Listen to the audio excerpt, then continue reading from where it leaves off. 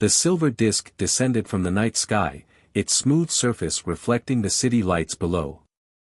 Dr. Nathan Drake stood among his colleagues at the Geneva Research Institute, watching as humanity's first official contact with an alien species unfolded. The vessel, nearly half a kilometer in diameter, settled gracefully onto the designated landing zone. "Remarkable propulsion system," Nathan muttered, his scientific mind already racing with possibilities. After 20 years of studying theoretical xenobiology, he was about to meet actual extraterrestrials. The ship's surface rippled, and an entrance materialized. 3 tall, elegant figures emerged. Their skin held an iridescent purple sheen, and their movements were fluid, almost hypnotic. The central figure, clearly female, stood nearly 7 feet tall. "I am Celera, High Counselor of the Lacidian Collective," she announced, her voice carrying a musical quality that seemed to bypass their ears and resonate directly in their minds. "We come seeking humanity's assistance in a matter of grave importance." Nathan stepped forward as Earth's designated representative. "I'm Dr. Nathan Drake. We welcome you to Earth and offer our friendship." Celera's silver eyes fixed upon him with an intensity that made him shiver. "Dr. Drake, your reputation precedes you. Your work on cross-species genetic compatibility is precisely why we're here." The revelation that they knew of his research sent a chill down Nathan's spine. How long had they been watching? "Our species faces extinction," Celera continued. "A genetic disorder has rendered our male population sterile. Within 3 generations, the Lacidian people will cease to exist." Nathan's scientific curiosity piqued. "And you believe humans might be compatible donors?" "We don't believe, Dr. Drake. We know." Celera gestured, and one of her companions projected a holographic display showing detailed genetic analyses. "Our research shows that human DNA could be the key to our survival." As Nathan studied the projections, his excitement turned to concern. The genetic markers suggested something far more complex than simple compatibility. "You're not just looking for donors, are you?" Celera's expression remained neutral. "No. We require complete genetic integration. Our daughters must mate with human males to ensure our species' survival." The implications hit Nathan like a physical blow. "You're talking about changing the very nature of both our species." "Indeed. The children of these unions would be neither fully human nor fully Lacidian, but something new. Something better." Celera's voice took on an edge of steel. "We are prepared to offer humanity incredible technological advances in exchange for cooperation." "And if we refuse?" Nathan asked, though he suspected he knew the answer. "Then we will take what we need by force." Celera's words hung in the air like ice crystals. "We have watched your kind wage endless wars over resources far less valuable than survival itself. Do not mistake our diplomatic approach for weakness." Nathan looked at the holographic data again, his mind racing. The genetic compatibility was fascinating, but the ethical implications were staggering. "This isn't a decision I can make alone. Our world leaders will need to discuss this." "You have 48 hours, Celera declared. "We respect your species enough to offer choice, but we cannot afford to wait longer." As the Lacidian delegation returned to their ship, Nathan felt the weight of history pressing down on him. Humanity faced a pivotal moment, cooperation or conflict with a technologically superior species desperate for survival. "Dr. Drake," one of his colleagues whispered, "what do we do?" Nathan watched the ship shimmer in the moonlight. "We prepare for either outcome. But first, I need to understand exactly what they're proposing." He turned to his team. "Get me everything we have on genetic hybridization. We have 48 hours to either save 2 species or potentially doom them both." The night stretched ahead, filled with urgent calls to world leaders and frantic research. As Nathan pored over the Lacidian genetic data, he couldn't shake the feeling that there was more to their proposal than mere survival. Something in Celera's eyes suggested hidden depths to their agenda, depths that could either elevate humanity to the stars or drag them into an abyss from which there would be no return. The United Nations Security Council chamber hummed with tension as Dr. Nathan Drake presented his findings. 40 hours had passed since the Lacidian ultimatum, and Earth's leaders sat in grim silence as they absorbed the implications. The genetic compatibility is remarkable, Nathan explained, gesturing to the projected data. Their species shares key markers with humans that suggest ancient evolutionary connections. But there's something else. He paused, ensuring he had everyone's attention. The Lacidian genetic structure shows signs of artificial enhancement. Are you suggesting they engineered themselves? The Chinese representative leaned forward. More than that, Nathan replied. I believe they engineered themselves specifically to be compatible with humans. This wasn't a chance discovery, they've been planning this for generations. High Counselor Celera entered the chamber, her presence commanding immediate attention. Two new Lacidian figures flanked her, Naira, their chief scientist, and Kendra, their military commander. The contrast between them was striking. Naira's features held a scholarly gentleness, while Kendra's sharp angles spoke of barely contained aggression. Have you reached a decision? Celera's voice carried that same melodic quality that seemed to bypass normal hearing. The UN Secretary-General stood. We have questions first.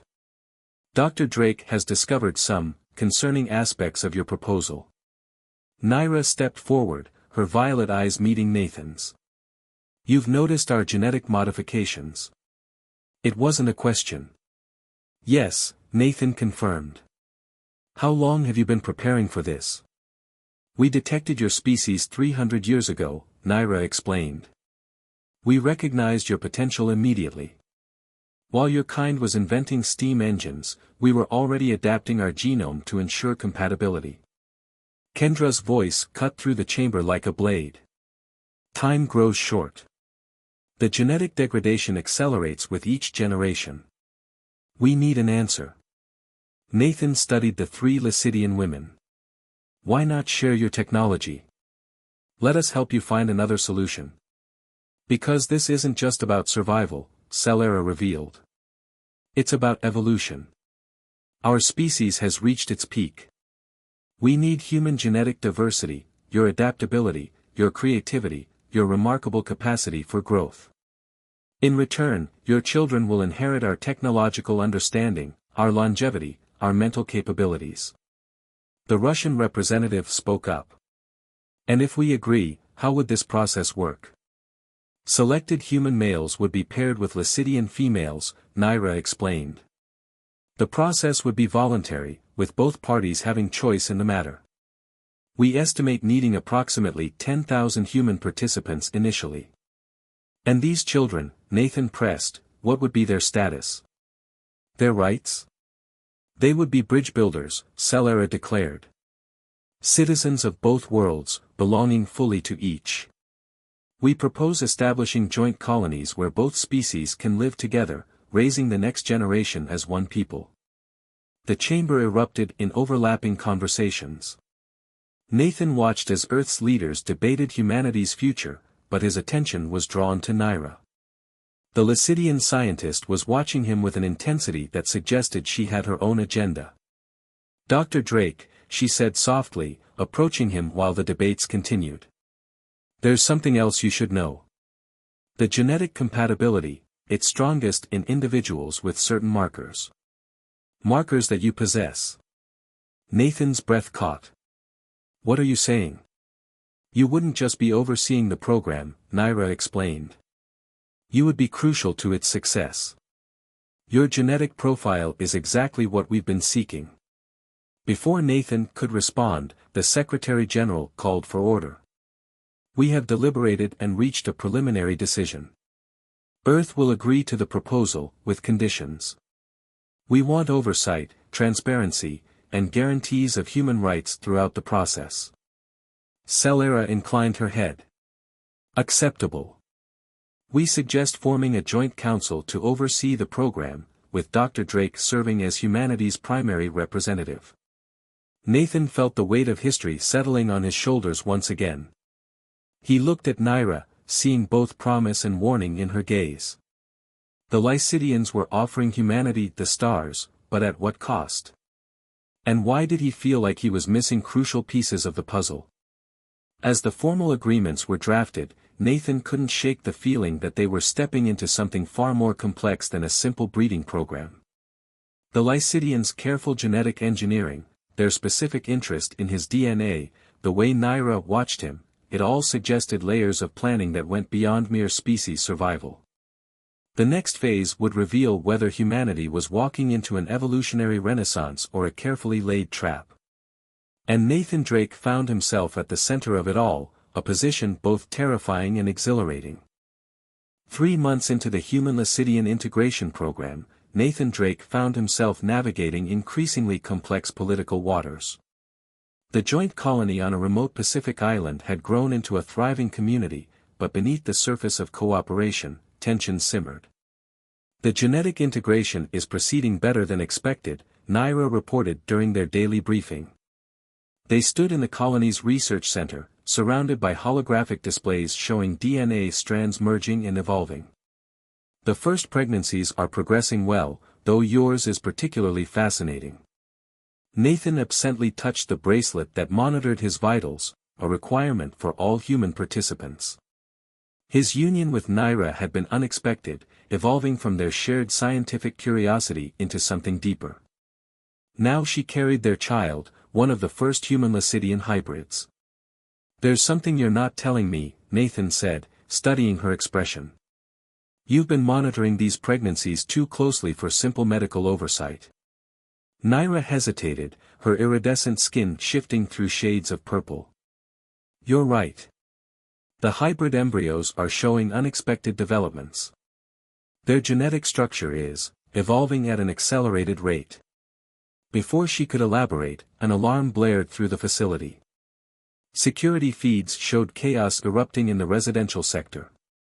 A group of human participants had discovered hidden surveillance equipment in their quarters, leading to confrontations with Lycidian security forces.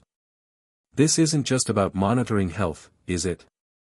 Nathan demanded, pieces falling into place. "You're studying every aspect of human behavior, every interaction." Nathan, Naira began, but was interrupted by Kendra's arrival. The military commander's presence had become increasingly common as tensions rose. "The humans are becoming unstable," Kendra announced. "They're questioning everything, demanding access to restricted areas. This is why I advocated for more direct control from the beginning." "We agreed to transparency," Nathan reminded her sharply. "If you're conducting secret studies." "The studies are necessary," High Counselor Solara's voice cut through the argument as she entered the room. "What we didn't tell you, Dr. Drake, is that our species' sterility problem isn't natural. It was engineered." The revelation hit Nathan like a physical blow. "Engineered? By whom?" "By us," Solara admitted. 3 centuries ago, our civilization reached a crossroads. We had achieved technological perfection but at the cost of biological stagnation. Our scientists determined that controlled extinction and rebirth through hybridization was our only path forward. Nathan's mind raced. "You deliberately sterilized your own species? Created this crisis?" "We created an opportunity," Naira corrected softly. "For both our species. The hybrid children won't just be a combination of our best traits, they're developing abilities we never anticipated. Enhanced regeneration, unprecedented neural plasticity, potential telepathic capabilities. They're evolving into something entirely new," Nathan realized. "And my genetic markers, you chose me because I'd help accelerate this process." Kendra moved to block the door. "Now you understand why this information had to be controlled. The human governments would never have agreed if they knew the full scope of our plans." Nathan looked at Naira, at her swollen belly carrying their child. "And what happens when the truth comes out? When people realize they're part of an experiment in forced evolution?" "That's why we need your help, Nathan," Solara said. "You understand the science, the necessity. Help us manage the transition." These children, your child, will be the first of a new species. Neither human nor Lacidian, but something greater than both. Outside, the sounds of protest grew louder. Nathan could feel the weight of this new knowledge pressing down on him. He had believed in this project, in the possibility of peaceful cooperation between species. Now he understood it was something far more radical, the deliberate engineering of humanity's next evolutionary leap. "I'll help," he said finally, "but on my terms. No more secrets. The people deserve to know what they're part of." Celera and Kendra exchanged glances, but Naira stepped forward, taking his hand. "Together then," she said. "We'll guide them toward understanding." As alarms continued to blare and chaos unfolded outside, Nathan realized they were standing at the threshold of something unprecedented. The question was no longer about saving one species, but about birthing an entirely new one, and all the dangers that transformation would bring. The research facility's observation deck offered a panoramic view of the colony, now divided by hastily erected barriers. 6 months had passed since the truth about the Lacidian agenda became public, splitting the community into factions. Nathan watched as another group of human participants departed by helicopter, choosing to abandon the project rather than continue under the new understanding. 30% of the human participants have left, Naira reported, joining him at the window. Her pregnancy had advanced significantly, their child's unique genetic signature causing her skin to shimmer with unprecedented patterns. But those who stayed, the results are extraordinary. Nathan turned to the holographic displays showing the development of the hybrid children. The first births were mere weeks away, and each scan revealed more remarkable developments. "The neural formations are unlike anything in either species," he noted. "These children will perceive reality differently than either of us." Dr. Drake. A young researcher burst into the room. "You need to see this. It's happening with all of them." In the medical wing, dozens of monitors showed the same phenomenon. The hybrid fetuses were demonstrating synchronized brain activity, creating patterns that suggested some form of pre-birth communication. "They're networking," Naira whispered, her hand pressed against her abdomen. "Even before birth, they're forming connections." Nathan studied the data, his scientific mind racing with implications. "This goes beyond normal telepathic potential. They're developing a collective consciousness while maintaining individual identity. It's evolution," Celera completed, entering the room. "But it's happening faster than even we anticipated. The combination of human adaptability and our engineered genetics has created something far beyond our calculations." Suddenly, Naira gasped, doubling over. Similar reactions rippled through the facility as other pregnant Lacidians experienced the same phenomenon. The monitors exploded with activity as the hybrid children responded to their mother's distress with a surge of synchronized neural activity.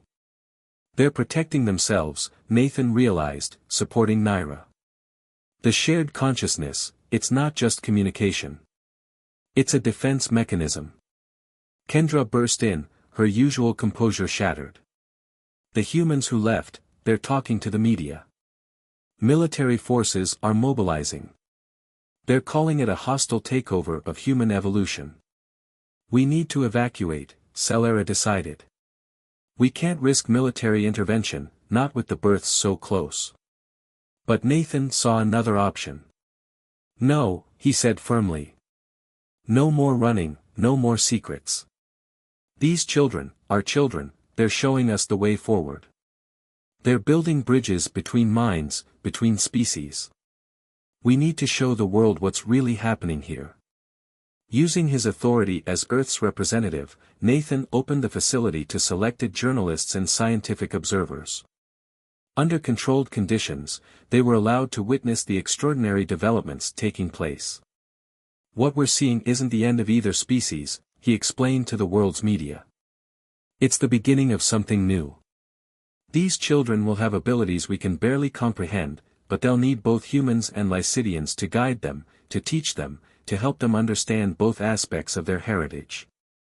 As he spoke, Naira suddenly gripped his arm. Nathan, she whispered. It's time. The birth of their daughter became a symbol of everything the project represented, the pain of transformation, the fear of the unknown, and the promise of something extraordinary. As she took her first breath, every electronic device in the facility responded to her presence, and every hybrid child still in the womb seemed to reach out in welcome. They named her Aurora, for she represented the dawn of a new age. As Nathan held her, watching her eyes shift between human brown and Lacidian silver, he felt her consciousness brush against his, not with the alien touch he'd expected, but with a sense of infinite possibility. She's beautiful, Naira said softly. And she's only the beginning. Looking at his daughter, Nathan understood that humanity hadn't been saved or conquered, they'd been catalyzed. The real challenge lay ahead, guiding these remarkable children as they grew into their power, ensuring they understood both the heritage they carried and the responsibility it brought. 10 years after the birth of Aurora, the integration colony had transformed into a thriving metropolis of hybrid culture.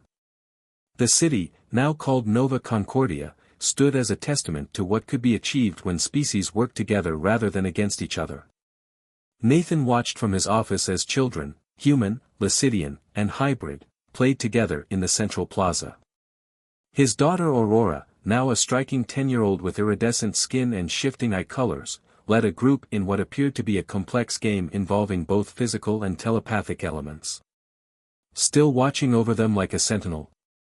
Naira asked, entering the room. Time had only enhanced her beauty, and their years together had deepened their connection beyond mere biology. Someone has to, Nathan replied. Especially with the latest developments. The developments he referred to were spreading across the globe. The hybrid children's abilities had begun influencing both parent species in unexpected ways. Prolonged exposure to their unique energy signature was awakening dormant genetic potential in both humans and Lycidians. The Australian government reported another spontaneous awakening, Naira confirmed. A human mother of a hybrid child suddenly developed empathic abilities. That's the 12th case this month. And the Lacidian males? Nathan asked, though he already knew the answer. 3 more cases of restored fertility. It seems proximity to the hybrids is reversing the engineered sterility. Our people are healing, but not in the way we originally planned. A soft chime announced Solara's arrival. The High Counselor had aged gracefully, her once rigid demeanor softened by years of watching the experiment evolve beyond anyone's control. The Council has reached a decision, she announced. We're officially abandoning the original integration protocol. These children, they're not just building a bridge between our species. They're reshaping both of us, guiding us towards something we never imagined. Nathan nodded, watching Aurora lead her friends in a complex dance that seemed to ripple through the air itself. They're not just the next step in evolution. They're the architects of it. Father. Aurora's voice echoed in his mind before she burst into the room, her friends trailing behind her. We've figured it out. We know how to help everyone change. The adults exchanged glances. Aurora's generation had consistently surprised them with their insights and abilities. What have you discovered, sweetheart? Nathan asked. It's not about changing people, she explained, her eyes shifting between brown and silver with excitement. It's about remembering. The potential was always there, in both species. We're just helping everyone remember how to access it. Naira knelt beside their daughter. Remember from where, Aurora? From before, she said simply. Before humans and Lycidians were separate. We were the same once, long ago. That's why the integration worked. We're not creating something new, we're reuniting something ancient. The revelation stunned the adults into silence. Nathan's scientific mind raced with implications while Celera visibly struggled with this reimagining of her species' history. The children speak truth, a new voice announced. Kendra entered, her military bearing now tempered by wisdom. Our oldest archives hint at a sundering, a great division in our ancient past. Perhaps our engineered crisis wasn't just about evolution, it was about reunion. As if to demonstrate, Aurora and her friends joined hands, creating a field of energy that enveloped the room. In that moment, everyone present, human, Lacidian, and hybrid, felt the truth of their shared heritage and the promise of their united future. So what happens now? Nathan asked, though he suspected his daughter already knew the answer. Aurora smiled, a gesture that somehow combined the best of both her ancestral species. Now we help everyone remember who they really are. Not humans, not Lycidians, but something that was always meant to be whole. As the sun set over Nova Concordia, Nathan reflected on the journey that had brought them here. What had begun as a desperate plan for species survival had evolved into something far more profound, the healing of an ancient wound, the reunion of sundered kindred, and the promise of a future that none of them could have imagined. The story of humanity's forced evolution had become a tale of remembrance, of rediscovery, and of hope. And in the end, it wasn't about one species saving another, it was about both species saving themselves by remembering they had never truly been separate at all.